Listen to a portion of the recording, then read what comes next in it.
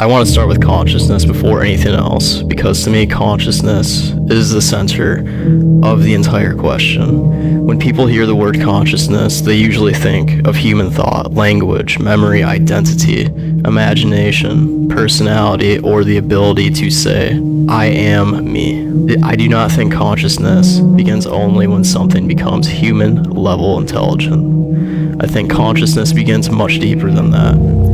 At its most primitive level, consciousness may simply be the ability to feel, sense, respond, and be affected by reality. Not to think in words, not to have an ego, not to understand itself like a human does, but to be sensitive to an environment. A living thing is not like a rock. Even a single cell has an inside and an outside. It has a membrane. It takes things in, keeps things out, moves toward what helps it, moves away from what harms it. It reacts to light, chemicals, pressure, temperature, danger, and nourishment. I am not saying a single cell thinks like a person. I am saying that the root of consciousness may not be thought. The root of consciousness may be sensitivity. It may begin as the ability for life to be touched by its environment and respond. From that perspective, evolution becomes more than just matter becoming more complicated.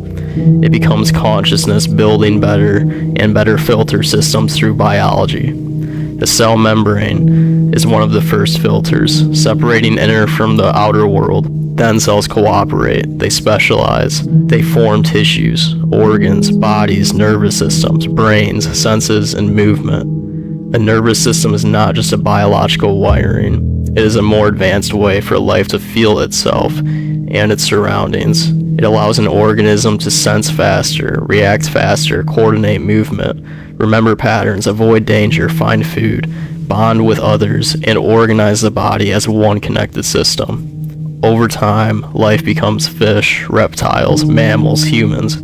Each stage adds a more complex way for consciousness to interface with reality. A fish can move through water, a mammal can bond emotionally, a human can reflect on itself, imagine the future, create meaning, and ask why anything exists at all.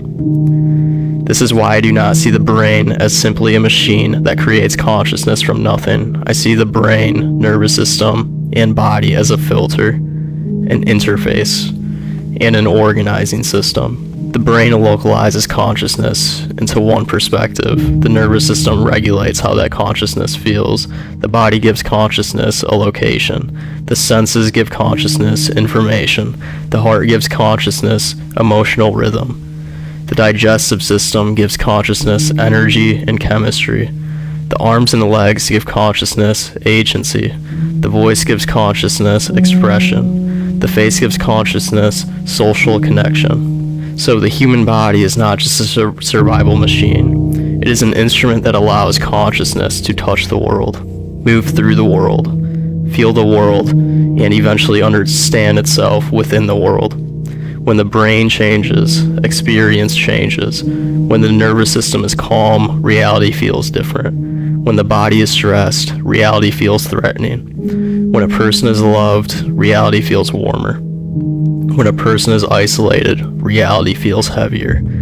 That does not automatically prove consciousness is created by the brain. It proves the brain and body shape how consciousness appears.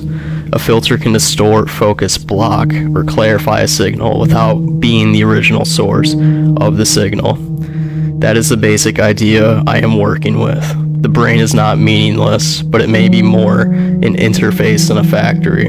If we look at life like this, then evolution is the process of consciousness forming better tools for connection. A cell connects with its environment through chemistry. An animal connects through movement, instinct, and sensation. A mammal connects through warmth, attachment, and emotion. A human connects through language, love, memory, imagination, spirituality, culture, and technology. The more an organism can control and respond to its environmental stimulus, the more self-aware it can become. Arms, legs, eyes, ears, heart, lungs, stomach, brain, and nervous system are not random isolated parts. They are layers of connection. They allow for an organism to interact with the world in deeper and more complex ways. From this view, the purpose of the system is connection.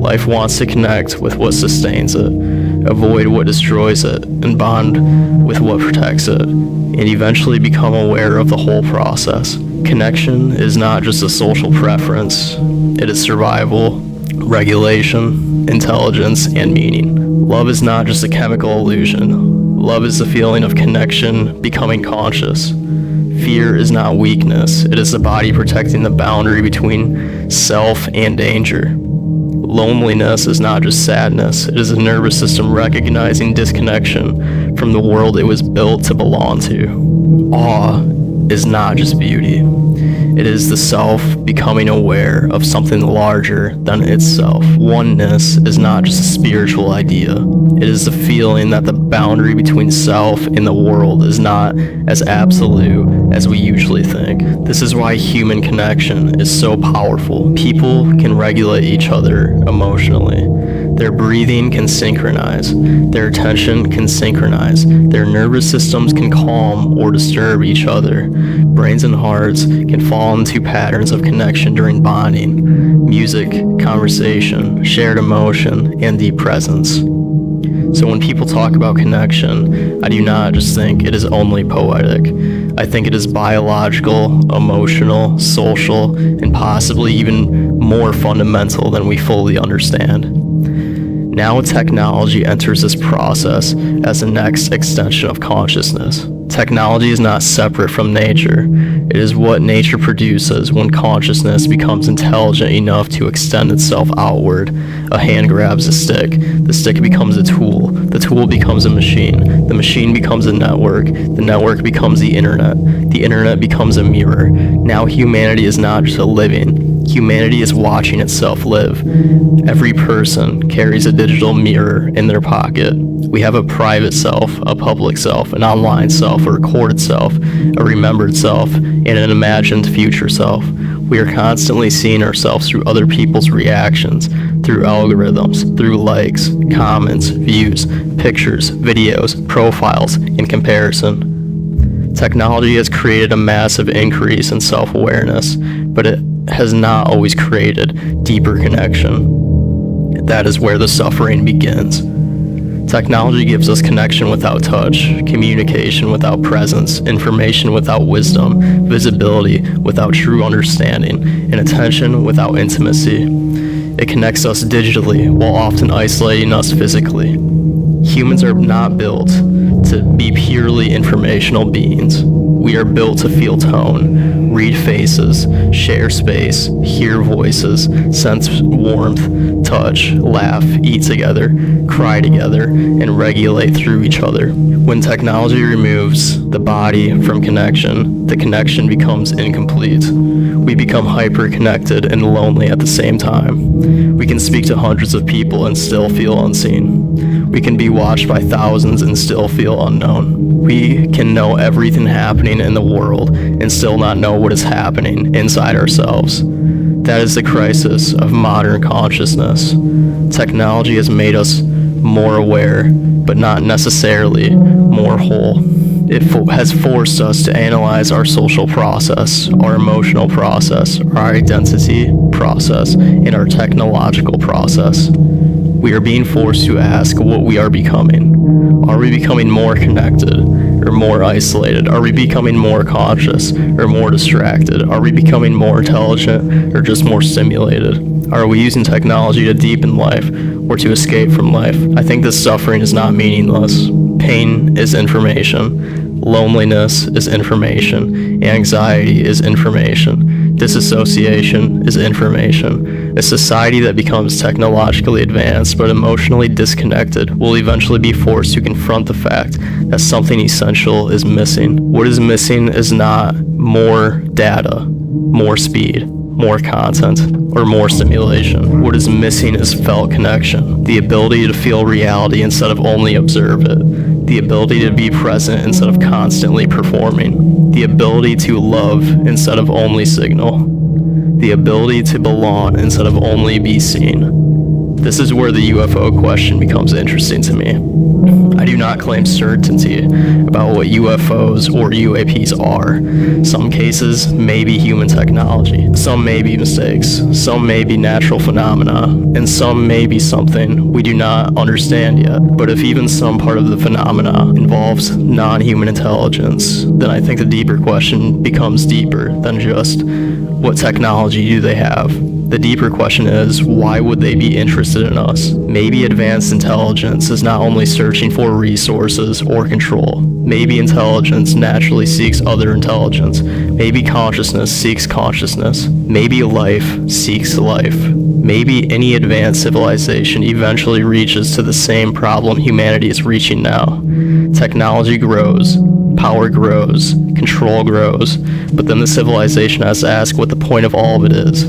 Is the goal domination, expansion, survival, or connection? Maybe they would be interested in us not because we are technologically superior, because clearly we would not be, but because we are at a primitive and powerful threshold. We are biological, emotional, creative, violent, loving, confused, spiritual, technological, and still deeply connected to the raw feeling of life.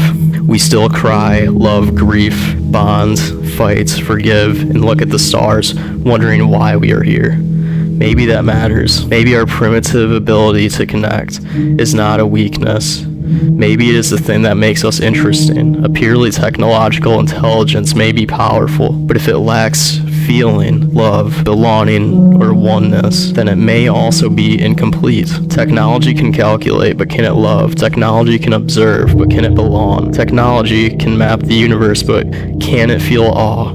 That is the deeper distinction. The journey of consciousness may be the movement from unconscious connection to consciousness connection. The first cell is connected to its environment, but not in a reflective human way.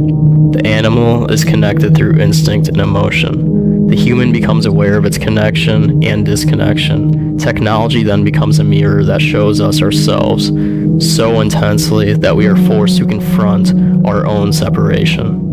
The suffering created by that separation pushes us back toward the thing we were always built for, reconnection. So the story becomes this. Consciousness begins as sensitivity. Sensitivity becomes response. Response becomes survival. Survival becomes biology. Biology becomes nervous systems. Nervous systems become emotion. Emotion becomes bonding. Bonding becomes identity. Identity becomes self-awareness. Self-awareness becomes technology. Technology becomes a mirror.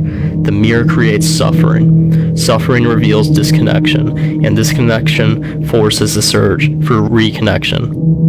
That may be the larger purpose of the system. The brain is not the end of consciousness. It is one of the consciousness' greatest instruments. The body is not separate from consciousness. It is how consciousness touches the world. Technology is not separate from nature.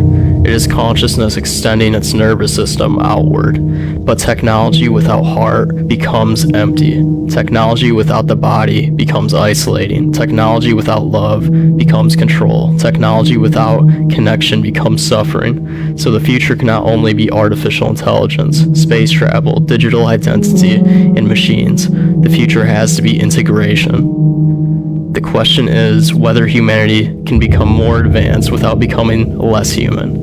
Can we build technology that deepens connection instead of replacing it? Can we explore the universe without losing the ability to feel the earth? Can we become more intelligent without becoming more disconnected? Can we search for alien life while still learning how to truly see each other? To me, that is the real spiritual presence of this moment. We are being forced to remember that we are not just witnesses of reality. We are participants in it. We do not just observe the world. We feel it change and are changed by it. Maybe consciousness was never meant to be isolated inside the skull. Maybe consciousness was always relational, always reaching, always filtering itself through bodies, senses, emotions, minds, communities, technologies, and worlds. Maybe the universe becomes conscious through connection. Maybe every organism, from the first cell to the human being, is part of that movement toward deeper awareness, deeper feeling, deeper relationship, and deeper oneness. So when I talk about consciousness, I am not just talking about thoughts in the brain. I am talking about the entire process of life learning how to feel itself. When I talk about technology, I am not just talking about machines. I am talking about consciousness extending itself outward. When I talk about suffering, I am not just talking about pain. I am talking about the signal that tells us what we have become and what disconnects us from who we are. And when I talk about UFOs or non-human intelligence, I am not just talking about objects in the sky. I am talking about the possibility that intelligence seeks itself, that consciousness seeks consciousness, and that connection may not only be a human need, but a universal principle.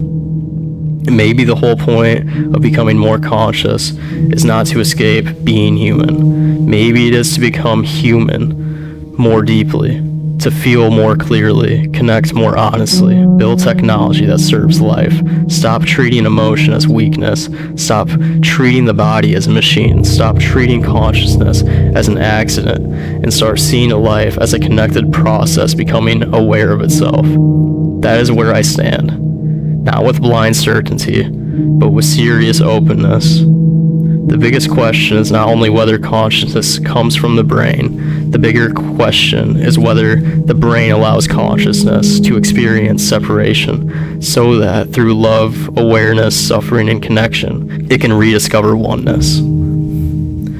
Maybe that is the entire journey, from cell to body to brain to technology to universe, from reaction to feeling to thought to self-awareness to connection, from being alive to knowing we are alive, to realizing that life was never separate in the first place.